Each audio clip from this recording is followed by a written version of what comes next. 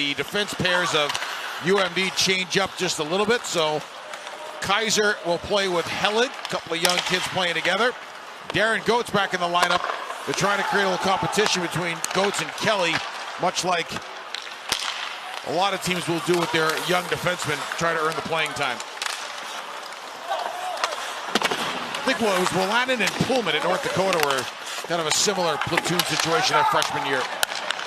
Chance down low on a backhand try. Blocked aside. Quinn Olsen let that go. Back at the point, here's Lelig. Shot pass off the end wall. And there was Ben Cross swatting that aside. Keep an eye on this line because Lohheit is now in the middle. Biondi has moved to the wing. They have alternated positions. For Lohheit to take the center spot, puts him low in the defensive zone coverage. Better place for a veteran with the demands of this league, and it gets Biondi a little higher up in the offensive zone or the defensive zone, so he can jump in a transition faster, getting up ice. Ryan Fanti stopped that behind his net. Fanti making his third straight start to start the year. He didn't play at all last year. Very few Duluth goaltenders not named Hunter Shepard have over the last several seasons, but Hunter Shepard graduated after last year. Multi-award winning two-time champion for the Bulldogs. It's a new era for them in net. Ryan Fanti has done very well so far. We'll talk about him more in a moment. 4 minutes in. Here comes Swaney up the left side. Good little bank pass in front, and they score. They lost 2-0 to the #1 team in the nation. Phil Nyes on the puck for Miami. The pass to the point, and Fanti knocking that down and able to cover up. He had Barry right in his lap. As we take a look at Bulldog head coach Scott Sandelin. There he is, building a Hall of Fame resume. 3-time national champion now with Duluth, closing in on 400 career wins. And a couple of national championships as an assistant to go with it. There's Ryan Fanti, who again played 2 spectacular games after sitting behind and understudying Hunter Shepard all last year. Looking a little shakier to start this one. Yeah, it kind of looked like he put on puck repellent before the game started. He's had a couple bounce off him that have laid right on him over the last couple of games. One off the blocker didn't go well, as you noted, and the last shot by Reichquist off his glove that dropped right in front. And Miami with some good momentum after their equalizer. On shot by Crowder didn't get through. Right in Noah Cates' mid. Pro skill buries one. Well, the Redhawks flying. And Scott Sandelin talked at length this morning about wanting to clean up the defensive zone. A little sloppy to start this game for his Bulldogs so far. And the Redhawks looking for more. Crowder toward the net and wide. Daschke assisted by Sladek and Clement. 2 unanswered for Miami after they fell behind 1-0. Sladek's been impressive in the first couple of games. Moved the pucks well. 2 themes coming into today's game at practice this week. One was better transition out of their own zone. That they've got. Clean up their own defensive zone. That hasn't happened yet. 1 for 2 has given them a 2-2 tie. Wild opening 10 minutes. Here's Jocks. Clement gets there. Turned it over. Out in front. Jocks stopped by Cross. Still not out of the zone.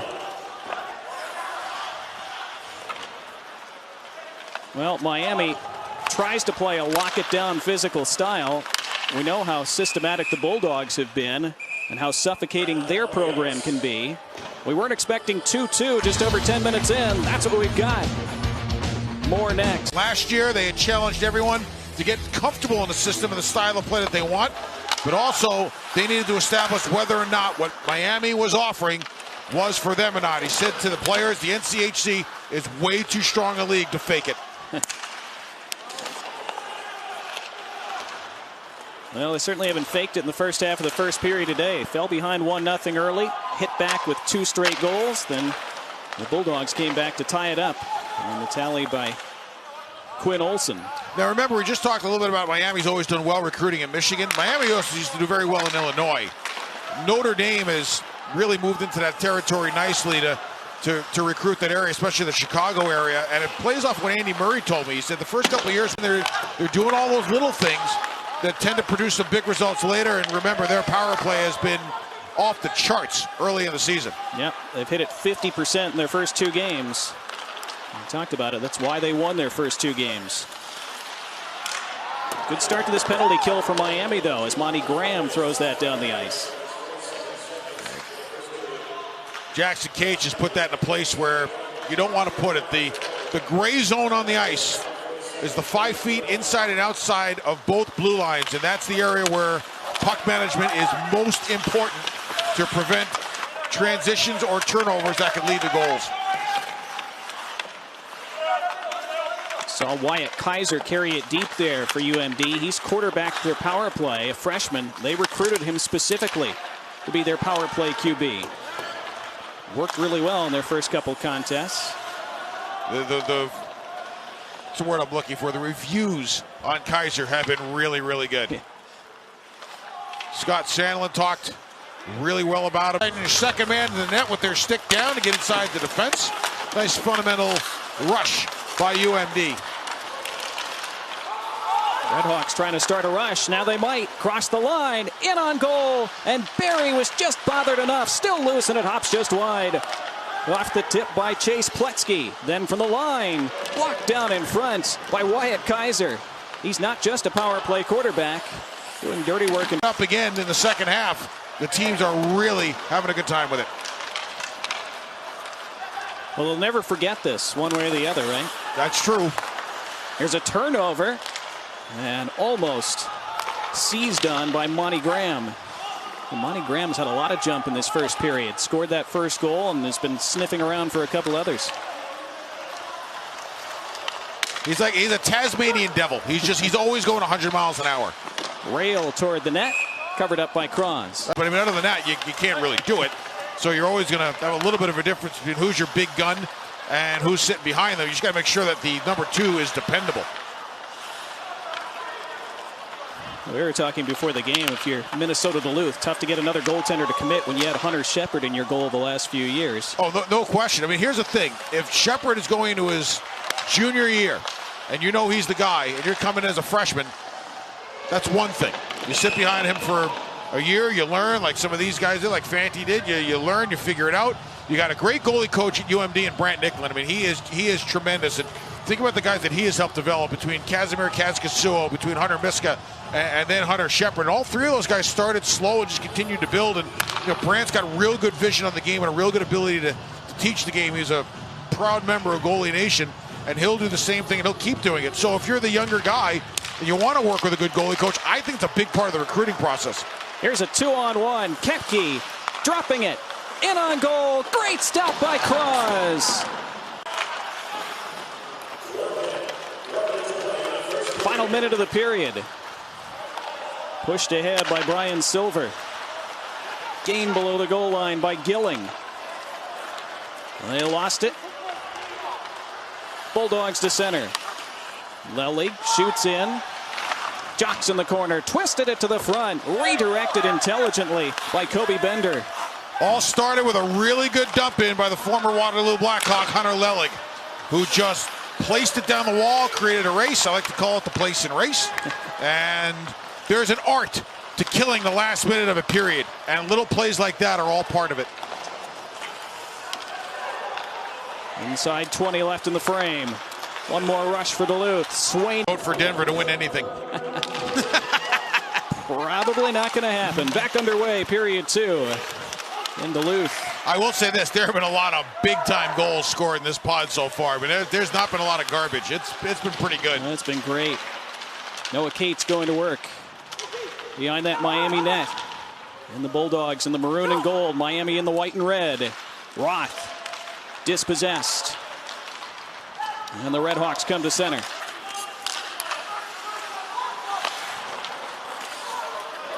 What do you want to see from Duluth to reestablish some defensive presence early in this second period? I would like to see them be a little bit better up ice in terms of getting it's not going to start now, but I'd like to see them be a little bit better up ice in terms of not letting Miami get going. And in their own end, I just think they need to be a little bit tighter between the dots. But they will shift into PK mood right here as an early power play for Miami in a momentum swing time of the period. Redhawks will get an opportunity to get their power play going back again. And when you look at UMD's penalty kill, they've got a pretty good set of 3 to start. Sweeney and Noah Cates are usually the first 10 of the jump. But Jackson Cates and his group pretty solid too, as they put on a ton of pressure. Last thing you want is for them to make a run and put this thing way out of reach. UMD has proven that they can manufacture a goal when they need one. That is not something that Miami's resume has shown just yet. Jackson Cates. Now Olsen.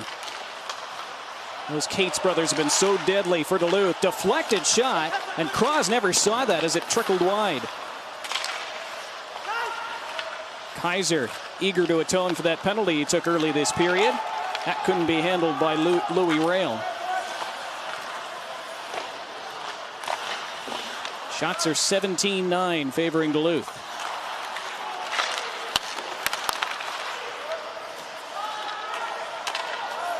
Oh, and 2, that turned around pretty quickly. And I remember being in Lowell scouting a game. I was working for the Montreal Canadiens, scouting a game. UMass Lowell and Duluth, UMD came out to see them early, and that might have been the last time that they played a game without Hunter Shepard in net. I'm going to double check that, but I think it was right after that weekend that Shep took over. So you were there for history. Yeah. Every once in a while, right? You're in the right place at the right time. Here comes Jocks, cranking a hard slap shot all the way around and down.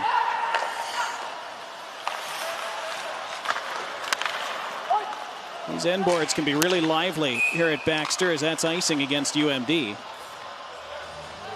Nothing is more lively than the end boards at Munn Arena at Michigan State. I mean, it's like playing, with a Spalding ball. Throw it out there and it can bounce anywhere. And MSU for years has taken great advantage of that capability. Plus at Munn, the other thing is, you see how along the rail, well, you can't see in this picture, but you'll see it in a second. The railing along the ice, it's red and then it's white for the ice. At MSU, it's white ice, white kick plate, then there's a green line above the kick plate. So it really looks like the ice is at a different level. I mean, like, it's jarring when you look at it the first couple of times. That one didn't get through. Loose at the side of the net. Pulled out of there by Scott Corbett. Corbett in the corner. Bothered by Kaiser. Good stick lift by Jocks. And here's Monty Graham. Bianchi takes over for Duluth. Big swing and a miss at center by Jocks. We got a piece of Dylan Moulton in the process. Yeah, it's like old Joe Louis Arena. Nicholas Lindstrom playing those power play slap shots off the end boards. Yeah, here's absolutely. a 2-on-1. Noah Cates in front. Good stop, Fanti. Producing a ton of really good players in Southern California for years. It's been a really nice breeding ground for some very, very good players that have played in the NCAA. And Minnesota-Duluth has their first ever Californian on their roster this year. That's Jake Rosenbaum, not dressed tonight. Turnover in front. Cross with a save. Still loose. And they score. The Bulldogs make Miami pay. And it's Cole Koepke who shoveled it in. It's 4-2.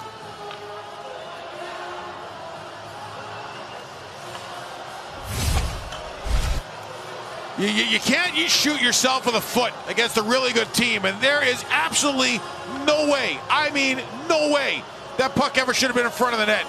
Chase Plechke's a good player, and he just made a bad mistake, and then the puck got loose, and Kraj just couldn't seal it up and try to cover the mistake. Great goalies tend to cover mistakes in front of them, and Kraj is working its way towards getting there, but the key is not to make that big mistake. And Plechke made a mistake, he knows it, and that's not a typical play for a player like him. So 3 unanswered goals for Duluth since they fell behind 2-1 in the first period. And in front, and Miami almost got one right back. Olmsted denied by the stick of Fanti. Another bad turnover and another big stop by Fanti, who bails out his team twice and keeps them up by 2. Oh, I'm just watching the slow burn going on the UMD bench as their head coach doing everything he can not to lose his mind as he watches his team turn pucks over. Twisting away from 2. Feathering it behind the net to Cates. Back to Swaney, whose one-timer was foiled by Ryquist. Still not out. Rail plays it to himself, then turned it over to Gilling. Turned over to Swaney.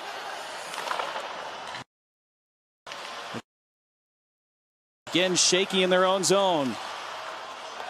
Swaney trying to slide it to Noah Cates. Miami finally takes possession. They're going to ice it. And so that tired line will have to stay on the ice. So you wonder whether or not a timeout gets called by Chris Bergeron here just to give him a break. And that is what has happened.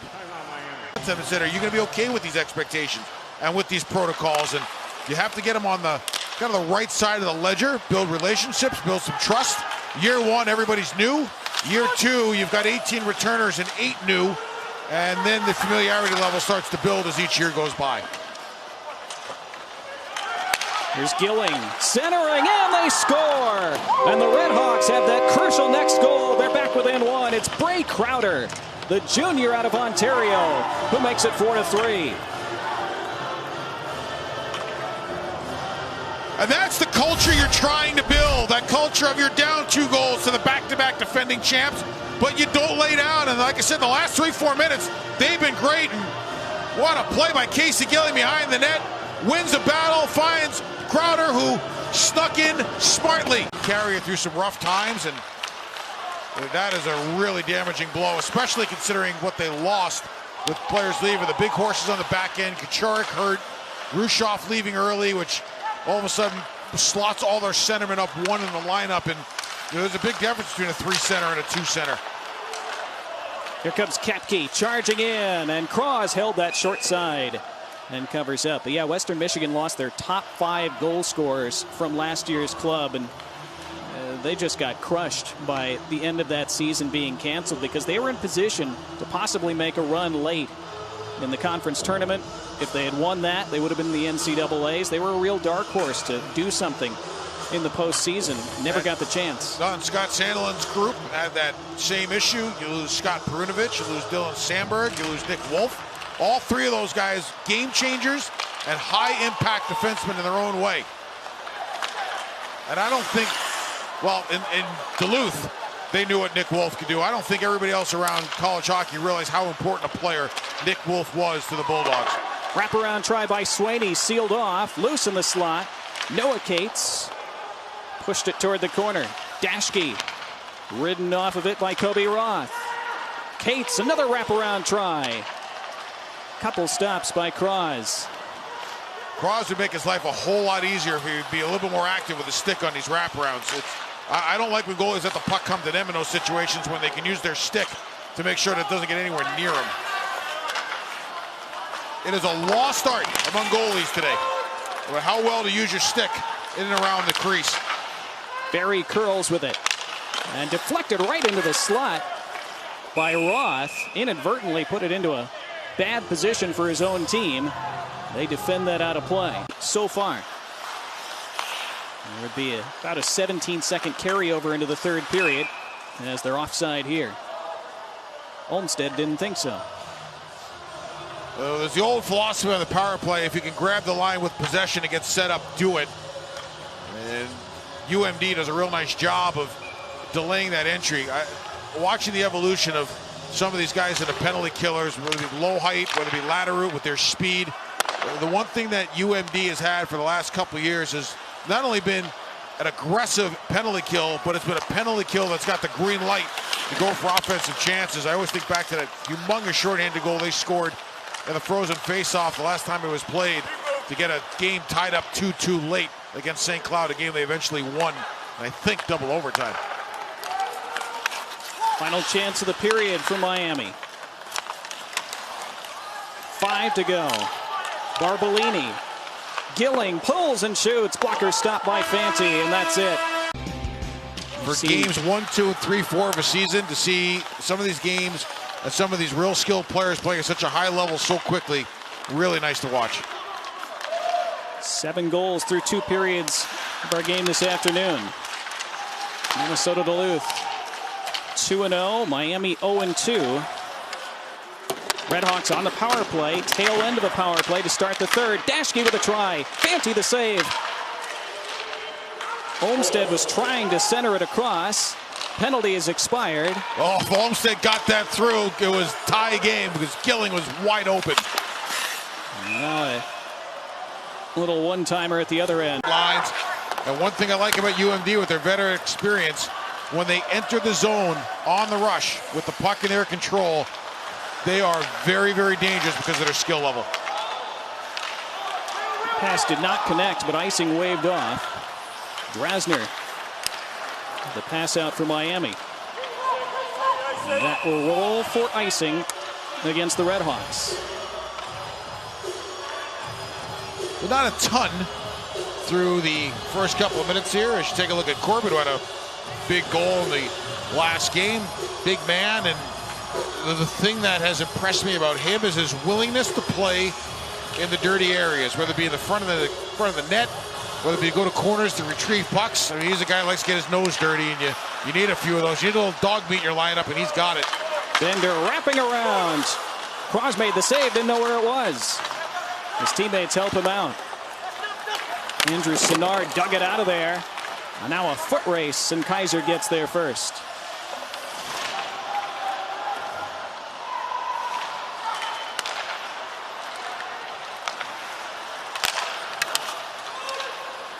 There goes over. You have to try to do everything you can to get out of the way. He didn't, so I give Darren full credit for the call. And here's a slap shot from the point, turned aside by Fanti. Third Minn Kota Windows power play of the day for Miami. They're 0 for 2. They're 0 for 7 the last 2 nights. Not Darren, Dan Dreger. Cross ice feed just tipped away from Sladek as he wanted to redirect that. Good stick from Louis Rail. The attack continues with Barbolini. Then turned to the line by Gilling, kept in by Olmsted. Gilling couldn't take in that pass. Good job by Barbolini to win the puck. Olmsted protects it to Sladek. Good possession by the Redhawks, but now a penalty coming, and this is going to be against Miami, and that'll even things up.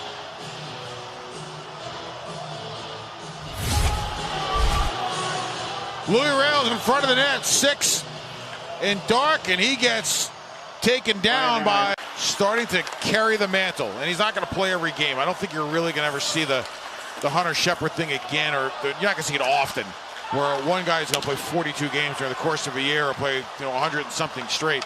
But when you're first getting assimilated to the number 1 role or trying to steal the number 1 role, there's a physical component to it, but there's a mental, emotional component to it about being able to pace yourself and stay on an even keel throughout the year when things are going well and things are not going well.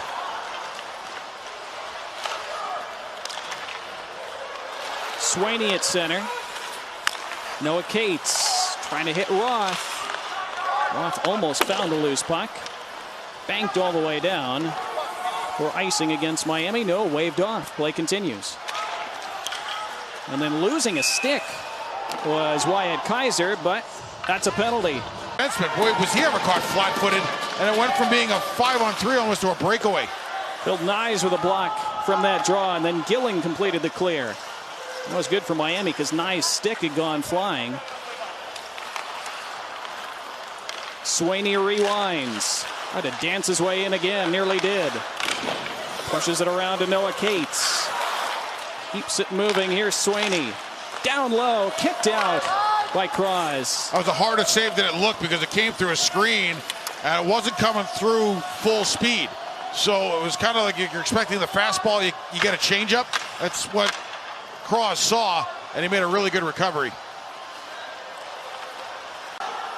But as imperfect as their performance has been, here's Olmstead. Olmstead is in, and to the backhand. This could be a penalty shot. Out. This could be a shot. Yep. And it is a penalty shot, and Miami will have a one-on-one chance to tie this game. Great job by Olmstead. Just a burst of energy to get to the front of the net, and then he gets pulled down. Now remember, in the NCAA, the ruling is a minor penalty. Minnesota-Duluth, number 6, for hooking is a penalty shot. So the rule in the NCAA is from behind, but you can be slightly behind, not directly behind. It's a difference than it is anywhere else. Charge the net, gets pulled down from behind, doesn't get a shot off. There's a forecheck by Barry, creates the turnover, tried to saucer it in front for Sladek. Sladek then pushed out to center. That is just not a great place on the ice to be on your backhand. It's just inside the offensive blue line. Now a sneaky shot, big pad stop by Fanny, wraparound try, underneath Fanny, and he keeps it out. Wow. Wow, what a play on both sides. It was a great play by Miami to recover from a little bit of a turnover. They gain the line back. Good entry. They get the puck to the front of the net, and then they got a little scrambling. Here's a little jam from behind the net, off the leg possibly of Hunter Lelig as it rolls towards Fanny. Fanny had to get himself turned back around real quick, and he gives you a little Dominic Hasek style flop across the goal crease to keep that one out. Boys, he's been great. Turnaround try goes wide. Now Fanny, much like Claus, a little hesitant on the first couple shots of the day. That first goal Miami scored, he'd like to have back, but man, has he been big in this third period. Gilling now carries across. Lost it. Regathered at center by Clement and then Dashke. Don't overestimate or underestimate the importance of the morning skate. Like when you play an afternoon game, you might not skate in the morning, but the morning skate, and there's been a lot of talk about whether it's good or not good. We're going to have a penalty here on UMD. Tipped away before it could reach Barry. And here's a rush. Cates for Swaney, who tips it on target. Save made. And then just reaching out with a goal stick was Cross to tip it past the on-rusher. Now Crowder the other way. Stopped with a right pad of Fanti. Nyes rewinds. Barry at the point. Skating in. Barry with a shot, and there's a blocker save. Oh, that was labeled too. That's a good stop. Crowder. Olmstead. Centering pass went through everybody, and Swaney can clear. Halfway through this power play, rolling down toward 5 minutes left in regulation. Miami starting to run short on time, but still within a shot. Minnesota-Duluth closing in, perhaps on a third straight win. Bad bounce in the corner. Louis Rail was ready to clear it. Instead, it's kept alive by Sladek. He was shoved down. Gets back up and keeps possession. And then it's cleared by Latterud.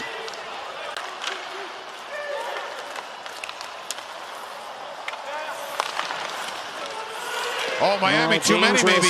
Could have been too many men on the ice. They don't call it. Anytime that puck goes in front of the bench when they're making a change. No icing here. And Cross keeps it moving, but the whistle was blown. So 2:36 to go. Minnesota-Duluth up by 1. Face-off in the Miami ends.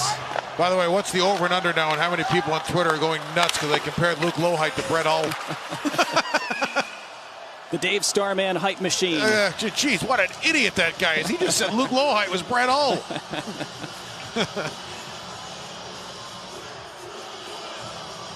I'm sure he'll take it as a compliment. He should. Yeah, absolutely. That kind of goal, no question. That was a quick drop there in the neutral zone. Well, can Minnesota-Duluth see this out? Can Miami create one more big chance? A couple of things going on the Miami bench. Well, I was about to say, one is when you're going to get the goalie out, you want to do it early in a shift so that troops are fresh. And as soon as I was about to say it, Cross took off for the net. So Miami will make a change here. The faceoff will be inside the UMD zone to the right of the goaltender, Ryan Fanti. So Miami's got all 6, 2:12 to go, and a fresh set of bodies, and this is a real good scenario for them to be in terms of when to get the goalie out. Barry on the draw.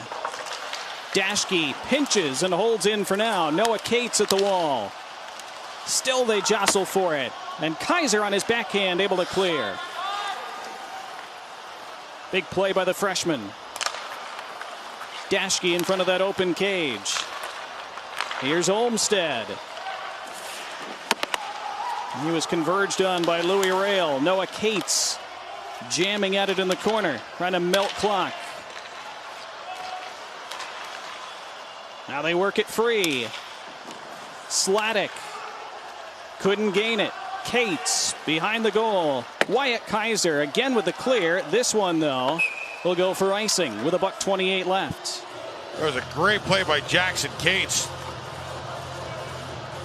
Puck was being low behind the goal line. Instead of him just blasting it, he gave it to his teammate Kaiser, who, unfortunately then for UMD, iced it. But it was a really good play by Cates, not to just throw it away and make a tape-to-tape pass.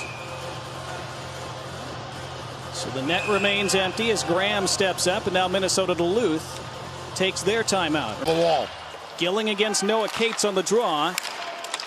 Jammed up the wall. Roth able to slam it out to center. Net remains empty for Miami. 6-on-5 they skate. Minute 15 to go. Barry pitchforks it in. Knocked out of the air with the goal stick by Fanti. Barbolini pursues it. Good skate stop by Gilling to keep it in. Now Dashke with the try redirected. 1 minute to play. Dashke again. Right side, cross ice, Barry. Couldn't get the shot away. Swaney saucers it to center. Here goes Kobe Roth, and he scores. And Minnesota-Duluth up by 2 with 46.5 seconds left.